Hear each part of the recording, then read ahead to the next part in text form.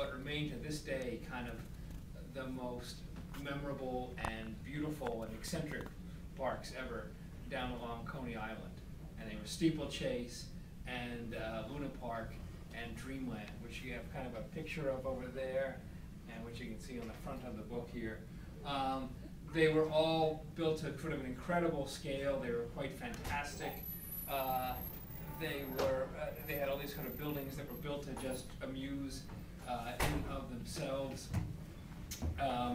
They had all kinds of rides and exhibits today that we would consider totally over the top, dangerous and immoral and even obscene.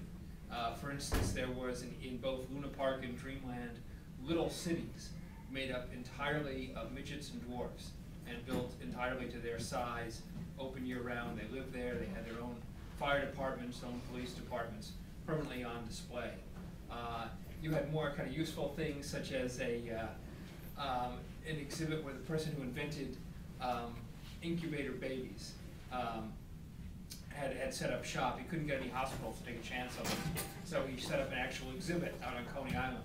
You paid to see this literal struggle of life for the incubator babies, most of whom lived. He was actually quite a legitimate doctor. You know, but this is sort of the thing. It was this very kind of rough and tumble place by today's standards. You had a lot of things like, for instance, all the park benches there were electrified to give you a little zest in case you were sitting down for too long and not spending enough money. You know, a lot of the rides were based around an era when, you know, it was considered very immodest to see a woman's ankles. A lot of the rides were based around throwing you together, often with members of the opposite sex who you had only met at the park, maybe in that ride. You know, this was, you know, sex was a big selling point. This is quite the attraction of this place as well. So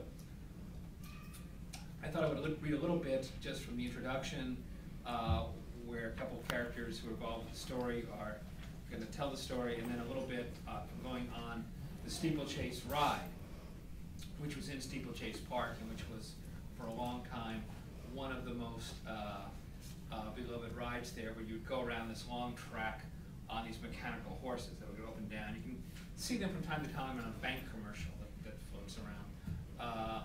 But there was also a surprise ending at the end of this ride that was a prime attraction, and that we'll get to.